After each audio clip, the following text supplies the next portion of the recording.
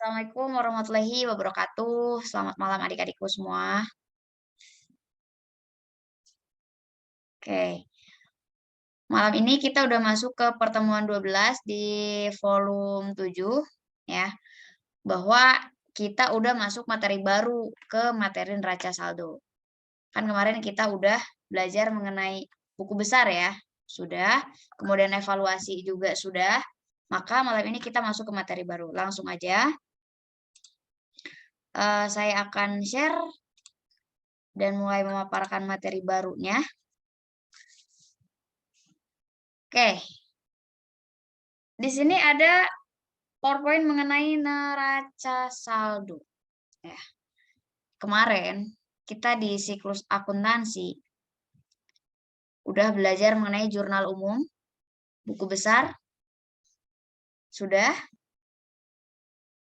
Sudah belajar kemarin? Insya Allah sudah. Oke, berarti kalau sudah kita langsung move on nih ke materi baru. Yang mana materi baru ini merupakan namanya adalah neraca saldo. Neraca saldo itu proses ketiga dari pembuatan laporan keuangan atau siklus akuntansi. Nah, apa sih itu neraca saldo, ya kan? Kita selalu bertanya mengenai ilmu baru atau materi baru. Yang dimaksud neraca saldo itu apa sih? Gitu. Nah, sekarang kita bedah dulu bahwa neraca saldo itu atau neraca percobaan itu merupakan suatu daftar di siklus akuntansi setelah buku besar.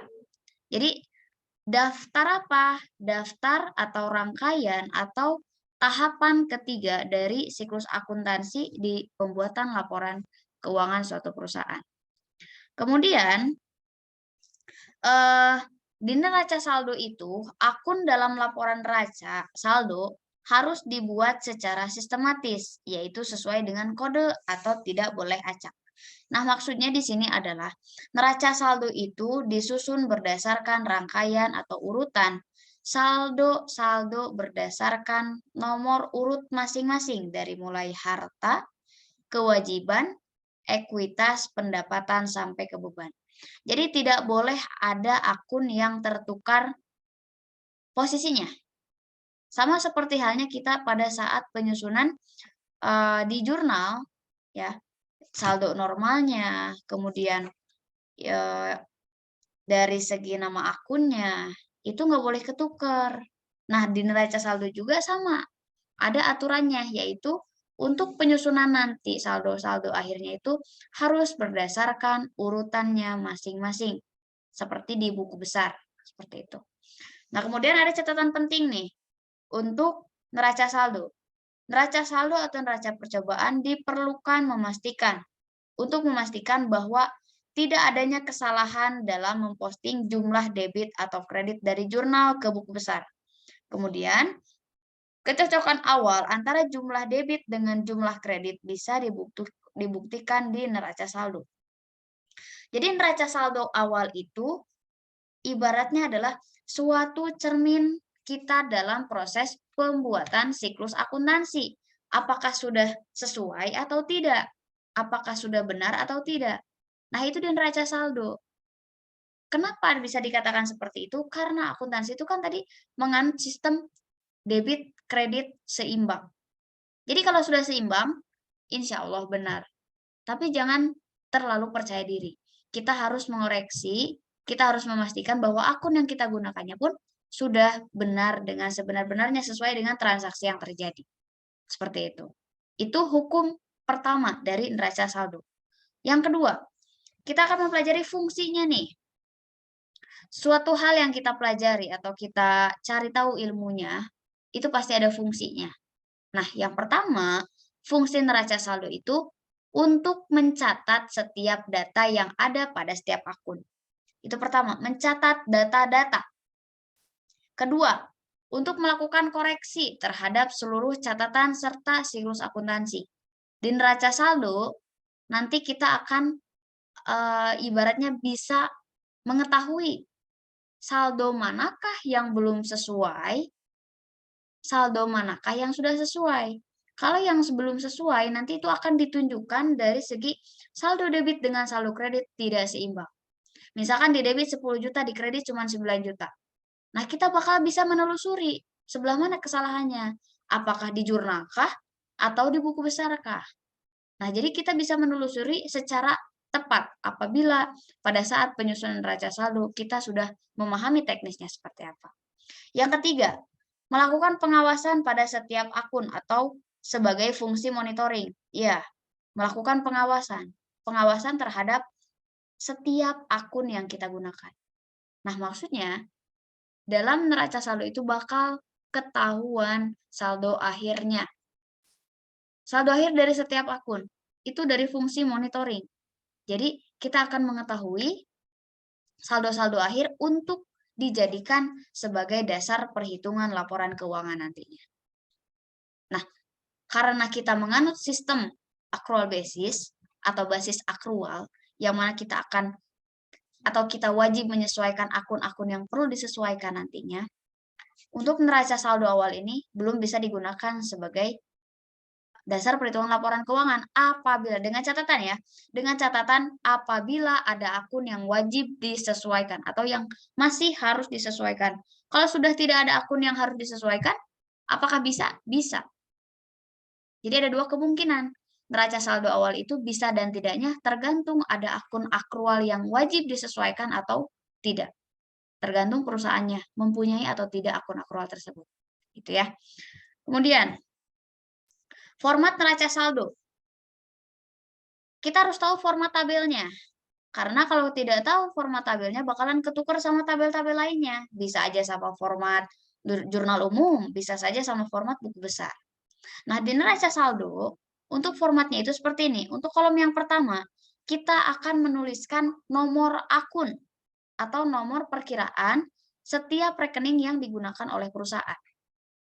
Jadi nomor akunnya di sebelah sini. Harus disusun sesuai urutannya. Tidak boleh ada harta di tengah-tengah. Misalkan setelah harta kita menulis kewajiban, kemudian di tengah-tengah setelah kewajiban ada kelompok harta lagi yang terselip. Nggak boleh. Tapi harus disesuaikan dengan urutannya secara keseluruhan. Nggak boleh ada yang nyelip satupun di kelompok yang tidak sesuai. Ada kelompok harta, misalkan ada piutang dicatatnya di beban. Nggak boleh. Tapi harus sesuai urutannya. Untuk apa? Untuk memastikan kita nanti pada saat penyusunan atau pada saat proses selanjutnya itu benar atau tidaknya. Mempermudah pada intinya seperti itu. Karena akuntansi itu kan menganut unsur estetika ya, keindahan dalam pencatatan. Jadi memang harus sesuai urutannya. Itu yang pertama. Yang kedua, kolom yang kedua itu mengenai nama perkiraan. Nah, nama perkiraan atau nama rekening atau nama akun ini kita sudah tidak menganut sistem debit kredit. Kalau untuk nama akun, seluruh akun ditulis sejajar di sebelah kiri. Tidak boleh ada yang menjorok ke kanan, walaupun nanti saldonya ada yang debit, ada yang di kredit. Untuk nama akun ditulis sejajar semua. Jadi kayak daftar nama-nama aja gitu. Kalau untuk debit kreditnya nanti saldonya disesuaikan dengan saldo akhir masing-masing. Nanti kita akan praktek setelah materi ini. Kemudian, kesalahan yang sering terjadi nih. Siapa di sini yang bikin neraca saldo belum seimbang? Cung. Atau belum pernah ngerjain? Belum. Hani belum pernah ngerjain? Hani semester berapa sekarang? Baru maba, Kak. Oh, baru maba. Udah masuk pertemuan berapa di pengantar akuntansinya? Belum masuk. Oh, belum masuk. Udah PKKMB belum? Udah ospek belum? Udah.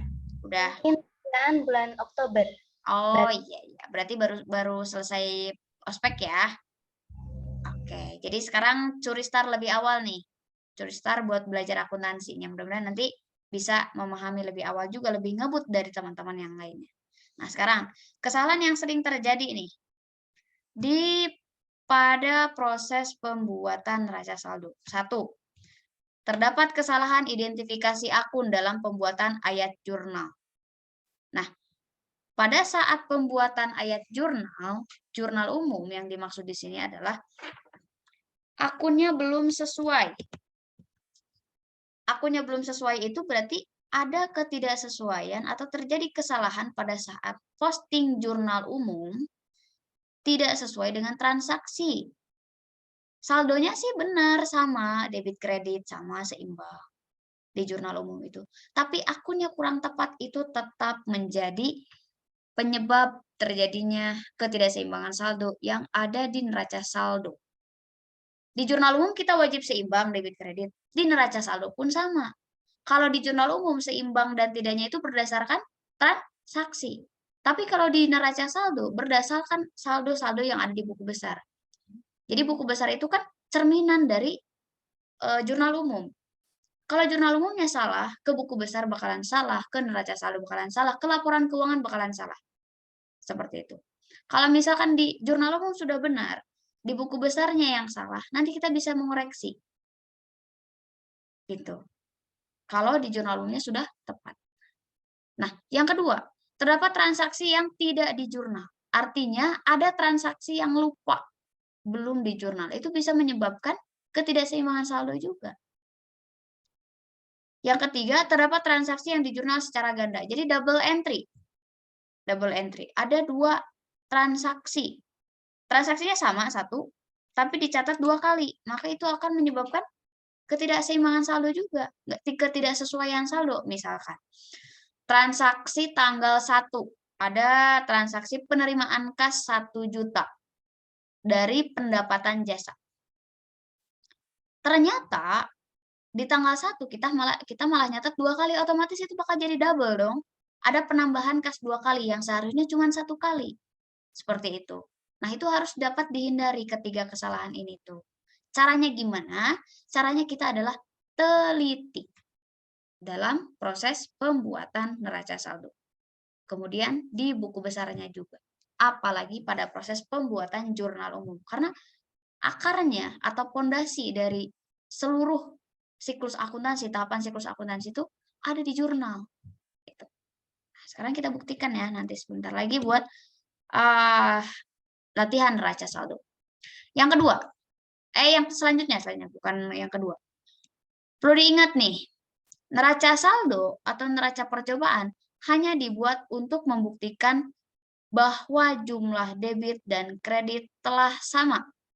Neraca saldo tidak menjamin dalam hal kelengkapan dan keakuratan data transaksi. Maksudnya adalah, meskipun jumlah debit dan kredit sama, hal ini belum tentu semua transaksi telah dicatat secara benar ke dalam jurnal. Nah, itu yang saya maksud tadi, ketika neraca saldo balance, seimbang debit sama kredit, itu belum menunjukkan pengerjaan kita benar atau tidaknya. Lalu kapan, Kak? Kita akan tahu pengerjaan kita salah dan benarnya pada saat penyusunan laporan keuangan nanti. Itu bakalan terbukti benar atau tidaknya. Nah, kemudian selanjutnya untuk neraca saldo ini tidak mengindikasikan bahwa kelengkapan dan keakuratan data transaksi itu sudah benar-benar terjadi. Akurat, benar, lengkap. Itu tidak menjamin. Yang menjamin apa? Yang menjamin nanti pada saat proses pengauditan, nanti ada koreksi-koreksi, ada pemeriksaan-pemeriksaan. Nanti kan ada yang diperiksa seperti itu. Jadi neraca saldo itu baru sebatas tahapan menuju pembuatan laporan keuangan. Ya. Jadi baru menjadi bagian saja, belum sepenuhnya menjadi suatu ciri bahwa pengerjaan kita sudah benar atau data yang kita sajikan itu sudah lengkap. Seperti itu. Tahapan pembuatan jurnal. 1. Menyertakan nama akun sesuai dengan tabelnya. Kita tulis nama akunnya dulu. Kemudian kita tulis nomor dulu ya.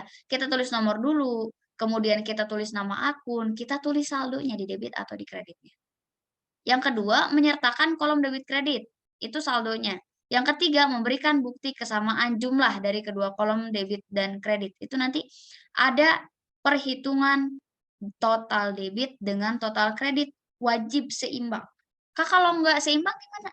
Nanti debit sama kredit bisa-bisa sirik gitu. Marahan mereka, bakal iri. Kok debit sekian, kok kredit sekian. Nanti akibatnya apa? Akibatnya kita nggak akan bisa maju ke tahap selanjutnya.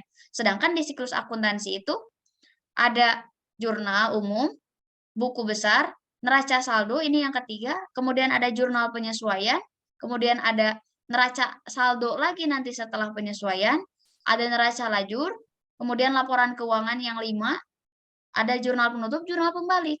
Nah, kalau di neraca saldo saja kita belum seimbang saldonya, artinya kita nggak akan bisa melanjutkan proses selanjutnya ke jurnal penyesuaian, nggak bisa. Karena neraca saldo ini akan dijadikan sebagai dasar perhitungan jurnal penyesuaian. Seperti itu.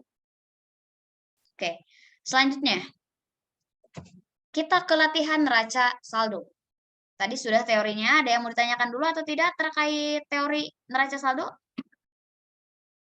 Boleh bertanya dulu sebelum kita ke latihan. Hani mau bertanya? Enggak, siapa tadi? Nadia. Nadia, silakan Nadia.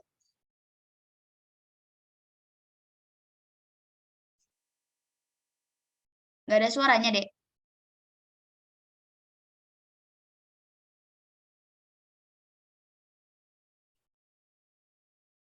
Mic-nya ya. Oke, kita lanjut dulu ya. Ke latihan neraca saldo. Perhatikan. Stop share.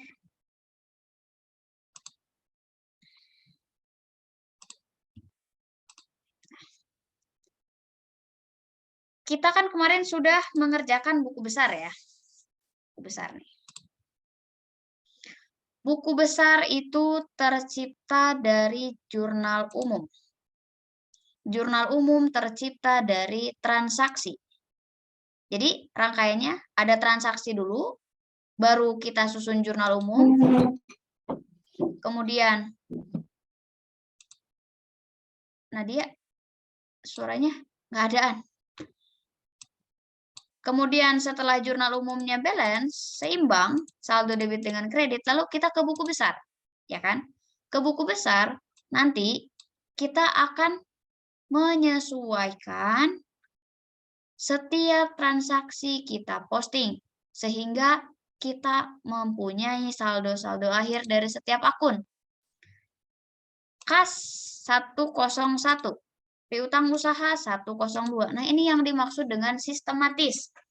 Tidak boleh tidak terstruktur. Tidak boleh tidak menyusun. Jadi harus sesuai urutan yang ada pada daftar akun yang digunakan. Jadi nanti itu biasanya kalau di soal-soal akuntansi di kampus, ada soal, ada listnya, akun list atau daftar akun, berikut dengan nomor-nomor akunnya. Kita cukup menyesuaikan dengan nomor dan nama akun yang sudah ada tertera di dalam soal. Seperti itu. Jadi kita udah nggak perlu bingung-bingung lagi. Nah, ini untuk buku besarnya yang sudah kita susun, ya. Utang usaha, gaji terutang, modal citra, pengambilan pribadi, sampai ke ikhtisar laba rugi. Kalau untuk ikhtisar laba rugi ini nanti muncul ketika sudah adanya proses penyesuaian. Jadi kita akan menyusun di neraca saldo awal itu sampai ke biaya rupa-rupa. Nah, ini yang jurnal umum aja ya, sampai batas jurnal umum aja. Karena kalau ini tuh hasil dari proses pembuatan jurnal penyesuaian. Oke, kita langsung susun. Di buku besar, akun yang pertama di sini apa ini? Akun apa ini? Kas. Kas, oke. Kita akan memposting ke neraca saldo akun kas dulu. Ya. Kas. Di neraca saldo, kan tadi formatnya seperti ini. Nomor akun. Berarti nomor akun kas, kita masukkan yang mana di sini? Untuk kas. Nomor akunnya. 101. Betul, terima kasih Prio. 101 kita masukkan. Lalu kita masukkan nama akun. Nama akunnya adalah kas. Nah, ini kita masukkan. Dan untuk debit dan kreditnya, kita sesuaikan dengan saldo yang ada di saldo akhir yang ada di buku besar. Di sini ada jurnal umum semua, artinya untuk neraca saldo awal sumber datanya dari jurnal umum. Ini untuk yang JP, anggap aja belum ada ya, yang jurnal penyesuaian ini. Jadi kita akan memposting seluruh yang ada di buku besar, kemudian hasil dari posting jurnal umum dulu. Untuk jurnal penyesuaian nanti. Neraca saldo setelah penyesuaian. Nah, berarti untuk saldo akhir kas, di sini nominalnya yang mana? Antara di atas ini sampai yang bawah ini nominal terakhirnya yang mana? Saldo akhirnya. Yang paling bawah. Yang paling bawah, betul. 10.472.000. Neraca saldo, balik lagi ke sini. Kalau di Excel enak, tinggal sama dengan sorot yang akan kita pindahkan, kemudian enter. Ini sudah kita posting. Untuk kas saldo akhirnya, yaitu 10.472.000. Yang kedua, siapa yang mau coba? Yang kedua. Kedua, Cung. Siapa yang mau coba? Ayo, berani. Prio, mau coba, Prio? Boleh, Kak. Boleh, oke, siap. Sekarang apanya dulu yang diposting di sini? Nomor akunnya Nomor piutang usaha. akunnya, betul. Nomor akunnya piutang usaha 102. 2. Mantap. Kemudian nama akunnya apa? Piutang usaha. Piutang usaha. Kemudian di sini ada informasi saldo akhir. Saldo akhirnya yang mana, kemudian posisinya di debit atau di kredit? Saldo akhirnya 1.600.000, posisinya di debit. Oke, mantap. 1.600.000 posisinya di debit. Terima kasih, Prio. Ada lagi yang mau coba? Silakan. Nadia? Hani?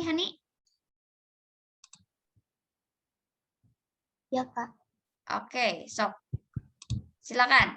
Yang ketiga, kita akan memposting akun apa nih di sini? Sesuai dengan buku besar. Sewa dibayar di muka. Sewa dibayar di muka. Itu nama akun. Ya, Terus nomor akun 103. nomor akun 103. 103. Ininya sewa dibayar di muka. Dibayar di muka. Mantap. Kemudian saldonya di debit atau di kredit? Di debit Debit berapa? 7.200.000. Oke. Lanjut, siapa lagi?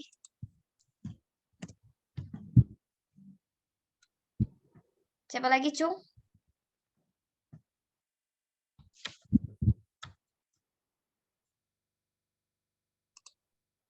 Dea. Dea mana?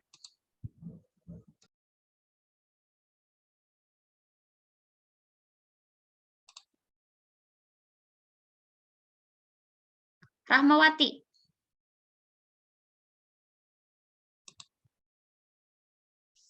Rahmawati.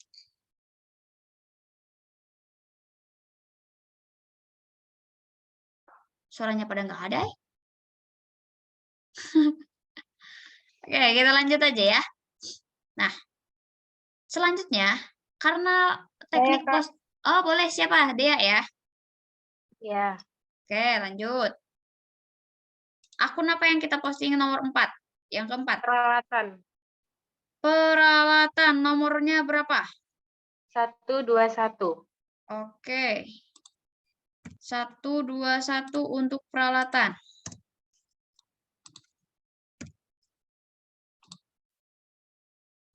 Nominalnya berapa dan di mana? Di debit 20 juta. Oke, mantap Dea. Terima kasih. Iya, Kak. Lanjut lagi. Dea lagi. Saya lagi, Kak. Ya. Akumulasi penyusutan peralatan. Akumulasi penyusutan peralatan. Ya. Di Nomor mana? akunnya 122. 122.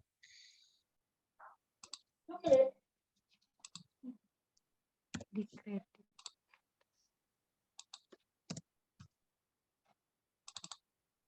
Di kredit atau di debit? Di kredit, Kak. 200. Oke.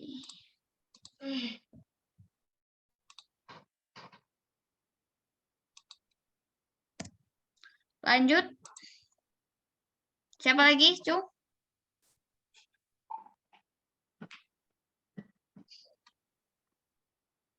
Cung. Sana. Ya, Oke, silakan, Dek. nomor akunnya itu 201. Oke, ini untuk apa? Utang usaha. Nama akunnya itu utang usaha. Oke, nominal terakhirnya berapa? 12 juta di kredit. 12 juta di kredit. Lanjut lagi, satu lagi. 12 juta di kredit. Satu lagi, Dek. Gaji terutang, nomor akunnya itu 202. Gaji terutang ini dari AJP, jadi belum dimasukkan. Anggap belum ada. Belum dimasukkan. Modal dulu. Model Citra, nomor akunnya itu 301. 301, mantap. Modal Citra. Saldonya di mana? Saldonya di kredit, Kak. Saldonya di kredit berapa?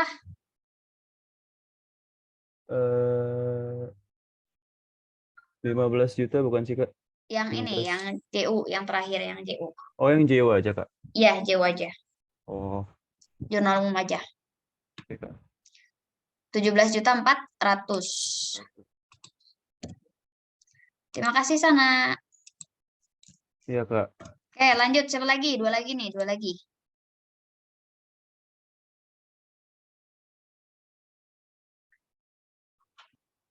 Dua lagi yang Saya, JU. Kak. Siapa? Iya. Dek? Dea lagi. Dea lagi. Oke, Dea. Ini ya, Kak, yang pengambilan pribadi Citra. Oke. Pengambilan pribadi Citra. Ya. Pengambilan pribadi Citra. Sinyalnya.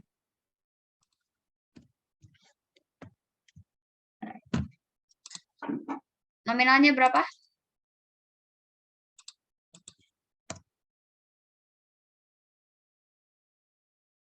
Nominalnya. Nominalnya berapa, Dek? 480 di debit. 480 di debit. Oke. 480 di debit.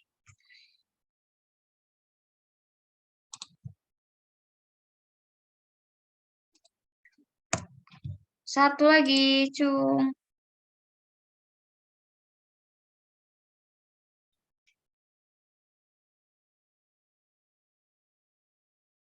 Satu lagi. Saya bedanya Kak. Siapa itu? Ariel Kak, Ariel. Ariel, Syahril. Ya, ya. Oke, silakan deh. Kak, saya mau nanya, boleh nggak? Boleh. Itu Gimana? JUJP sama AJP apa ya Kak perbedaannya Kak? Saya entah saya telat atau saya Kalau kurang JU itu jurnal umum, JP itu jurnal penyesuaian. Kalau AJP itu ayat jurnal penyesuaian. Jadi untuk buku besar ini sudah dikerjakan sampai ke terakhir, sampai ke laporan keuangan, sampai ke jurnal pembalik. Jadi ada JP sama AJP-nya. Tapi yang dijadikan dasar untuk perhitungan jurnal neraca saldo awal itu hanya dari JU aja gitu. Nah, sekarang untuk yang di neraca saldo tadi itu kan hanya sampai JU aja, ya kan? Dan kemudian untuk akumulasi peralatan sebetulnya ini belum ada. Karena untuk akumulasi penyusutan peralatan itu ada ketika kita menyusun jurnal penyesuaian. Nah, sebentar. Jadi ini tuh untuk apa namanya tuh? Setelah peralatan kita langsung ke utang usaha. Kita pindahin dulu ya. Tadi nggak ada cirinya. Nah, kemudian setelah peralatan, utang usaha, modal, pengambilan pribadi. Jadi ada dua lagi yang harus kita posting ke neraca saldo. Pengambilan pribadi udah, tinggal pendapatan jasa sama biaya rupa-rupa. Tinggal dua ini aja. Nah, sekarang kita posting yang pendapatan jasanya dulu nih.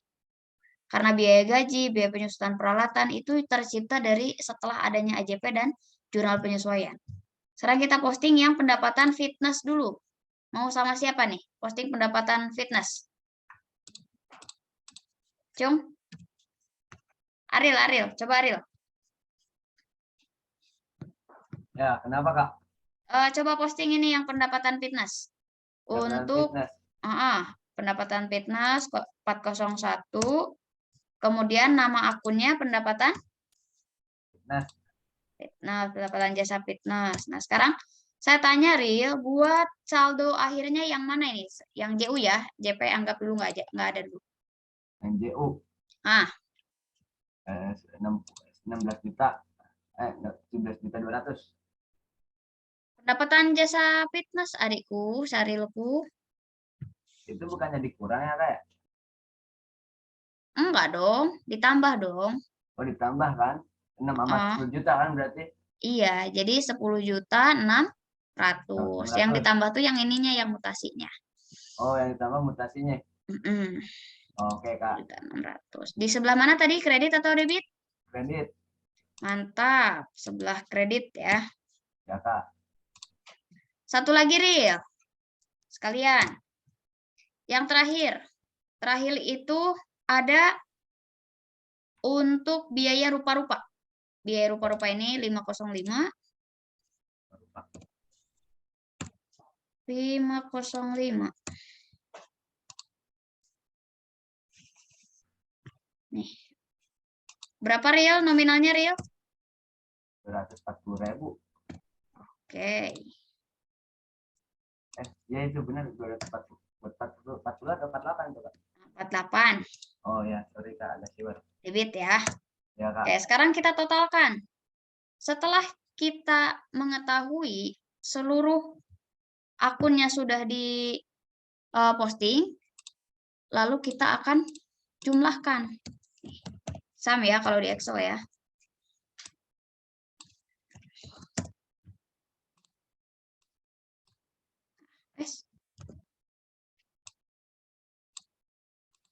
Harus sama. Kalau sudah sama berarti pengerjaan kita benar. Udah deh, neraca saldo cuma segini aja. Teknis pengerjaannya. Cuma nanti itu kita itu sering keliru pada saat posting dan pada saat menyesuaikan akun yang ada di buku besarnya. Seperti itu. Ada yang mau tanyakan dulu untuk materi neraca saldo? Oh, lebih cepat ya Kak ya neraca saldo ya? Lebih cepat karena kan sisa mindah-mindahin aja kalau neraca saldo itu. Beda sama buku besar. Beda sama jurnal umum kita analisis. Kalau buku besar tuh kalau neraca saldo tuh cuman mindah-mindahin angkanya aja. Saldo akhirnya aja. Seperti itu. Udah paham semua? Alhamdulillah Kak. Insya Ya, Allah. Kak. Oke. Nggak ada yang mau ditanyain? Sudah paham?